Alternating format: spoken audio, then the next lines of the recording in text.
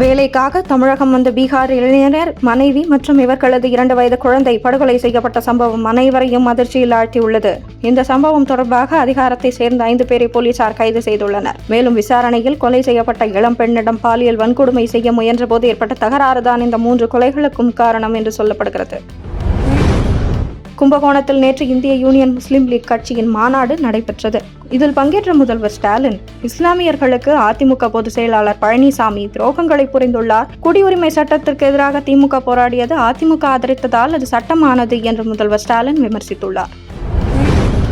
முன்னதாக இந்த மாநாட்டிற்கு முதல்வர் தஞ்சை மாவட்டம் பாபநாசம் அருகே வந்து கொண்டிருந்த போது திருமண்டங்குடி தனியார் சர்க்கரை ஆலை நிர்வாகத்தை தமிழக அரசே ஏற்று நடத்த வேண்டும் உள்ளிட்ட கோரிக்கைகளை வலியுறுத்தி 8 விவசாயிகள் முதல்வரை நோக்கி கருப்பு கொடி காட்டினர்.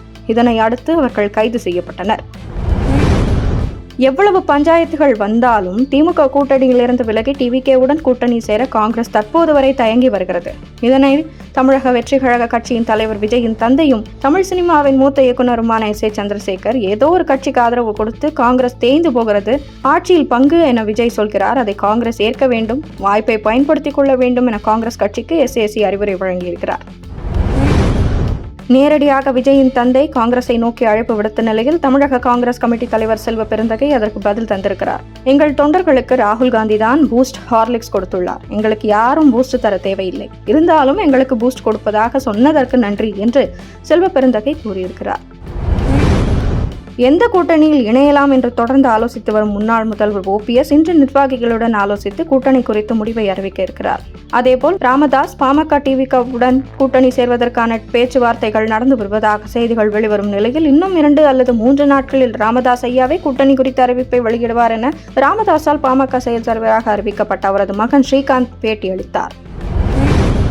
ஸ்ரீவில்லிபுத்தூர் ஆண்டாள் கோவிலில் தேமுதிக பொதுச் செயலாளர் பிரேமலதா விஜயகாந்த் மற்றும் அக்கட்சியின் இளைஞர் அணி செயலாளர் விஜயபிரபாகரன் ஆகியோர் சுவாமி தரிசனம் மேற்கொண்டனர். பின் செய்தியாளர்களிடம் பேசிய பிரேமலதா, தமிழகத்தில் சட்டம் ஒழுங்கு கேள்விக்குறியாக உள்ளது. திமுக ஆட்சியில் 50% நல்லது நடந்துள்ளது. 50% கோரிக்கைகள் நிறைவேற்றப்பட வேண்டியுள்ளது என்று பேசினார். மகாராஷ்டிரா துணை முதல்வரும் தேசியவாத காங்கிரஸ் தலைவருமான அஜித் பவார் விமான விபத்தில் உயிரிழந்தார். இச்சம்பவம் இந்தியாவை துக்கத்தில் ஆழ்த்தியுள்ளது. நேற்று காலை மும்பையிலிருந்து பாரமதிக்கு சிறிய ரக விமானத்தில் அஜித் பயணித்தார். பின் பாரமதியில் விமானம் தரையிறங்க முயற்சித்த போது விபத்துக்குள்ளானதாக முதற்கட்ட தகவல்கள் தெரிவிக்கின்றன. அஜித் பவாரின் மரணம் நாட்டையே உலுக்கியுள்ள நிலையில் இந்த விபத்து குறித்து மேற்கு வங்க முதல்வர் மம்தா பானர்ஜி சந்தேகங்களை கிளப்பியிருக்கிறார்.